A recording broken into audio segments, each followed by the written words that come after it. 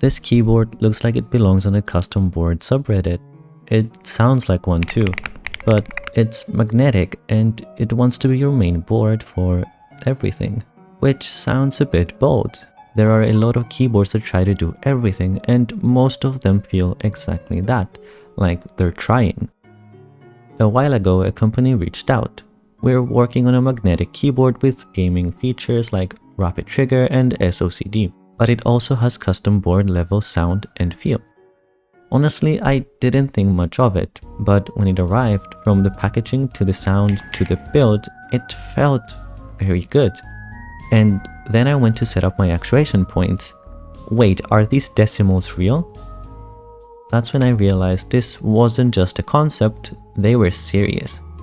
Turns out it's a collaboration between two teams that usually live in very different worlds. QWERTY Keys knows how to make a keyboard feel good. Sound, finish, weight, and all the details that custom board people care about. ATK Gear is different. They engineer for precision, down to 0.005mm input accuracy, 8 kHz polling, and sub-millisecond latency. Their whole thing is pushing performance past the spec sheet. I hadn't heard of them before, but even Aspas was spotted using one of ATK's boards on stage during VCT Americas. This is the Hex80. It comes in at $249 USD, with a launch sale bringing it down to $209 USD. It's positioned as a premium board and the price reflects that, but if everything they're promising actually holds up, it might even be a bit of a steal. It all sounds good on paper, but when you try to mix all of that into one keyboard, something usually breaks, or at the very least, something feels off. So I wanted to find out what that was. Let's break it down into segments. In terms of the custom aspect of the board, the case is aluminum and has a very light textured finish, which makes it feel durable and premium. It comes in 5 colorways. I got the spray coated baby pink one, however this is personal preference and I can see how some people might love these more bold and unique colorways. The keyboard includes 3 physical function buttons for quick switching between lighting profiles and custom performance settings. In terms of what's in the board, here's where it gets even more interesting. The PCB is gasket mounted, which makes the board sound more soft, deep, and satisfying.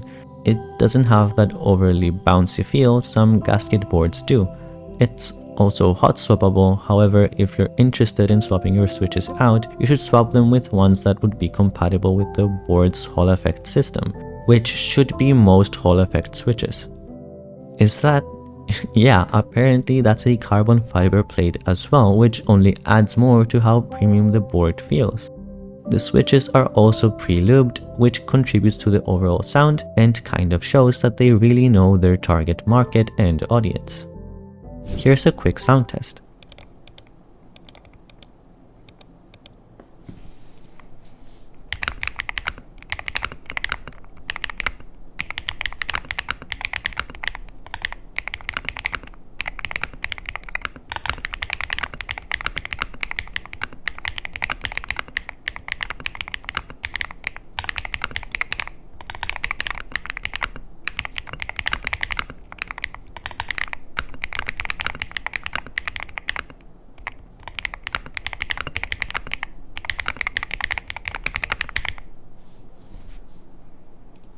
I think it's genuinely so impressive how good this board sounds. If you're someone who's deep in the custom board niche and who could care less about performance, you might prefer your own custom switches that fit your own preferences.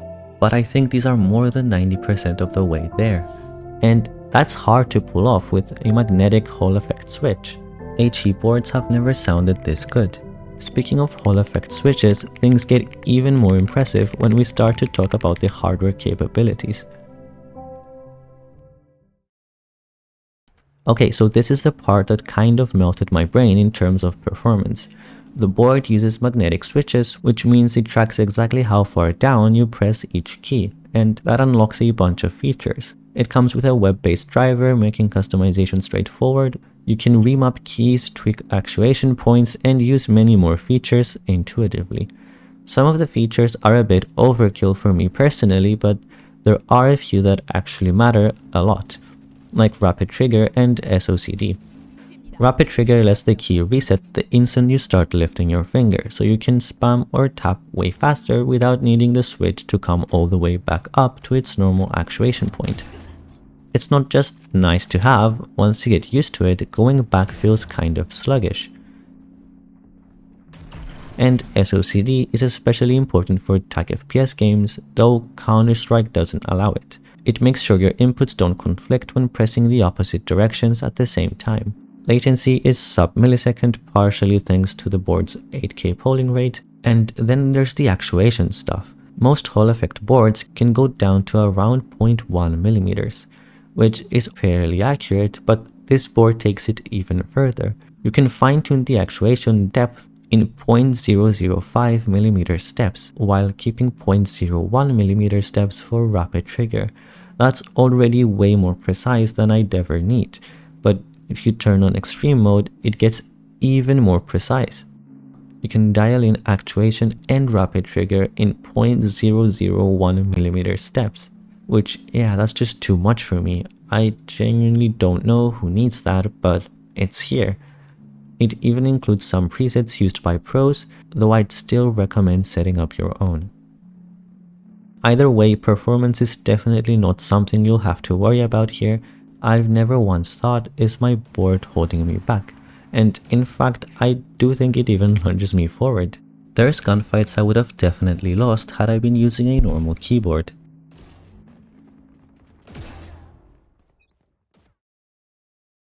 I personally have had a great experience using this board, and I honestly didn't expect to. When they first reached out, I was curious, but I didn't really have any expectations. I thought maybe it'd be decent, maybe something fun to test, but this board just kind of proved itself the more I used it. I think both companies really pulled through. It kept surprising me. The build quality, the sound, the performance, it all felt way better than I anticipated. It wasn't just a good keyboard to review, it was just a really good keyboard. For context, my main board is a custom keyboard built with Woodding's Hall effect switches and PCB, so I was already used to analog input, fast response, and a custom level sound. Even coming from that though, this board was better in every way. I've used it for everyday stuff, typing, variety games, Valorant, even some Roblox aim games, and it's been consistently impressive across the board. And the thing is, I love 60% boards.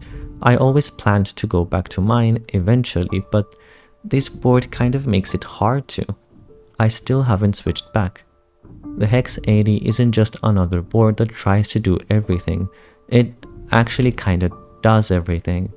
It delivers real performance and quality that is seriously impressive. If you're looking for precision and customization without sacrificing sound and build, this might be the one to check out.